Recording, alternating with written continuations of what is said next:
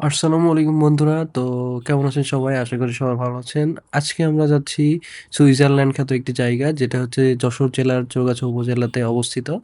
তো এই জায়গাটাতে আসতে হলে আপনাদেরকে ১ম এ যেটা করতে হবে সেটা হচ্ছে যে আপনাদের যেকোনো জায়গা থেকে চৌগাছা উপজেলার বাজারে আসতে হবে এবং সেখান থেকে আপনারা যেকোনো ভ্যান বা আ ইজি বাইককে যদি বলেন আমরা বেড়-গোবিন্দপুর বাবুড়ে যাবো। তাহলে সবাই আপনাদেরকে এই সুইজারল্যান্ড খ্যাত জায়গাটাতে এনে পৌঁছে দিবে। এটা আসলে একটা নদী বা বাওড়ও বলতে পারেন।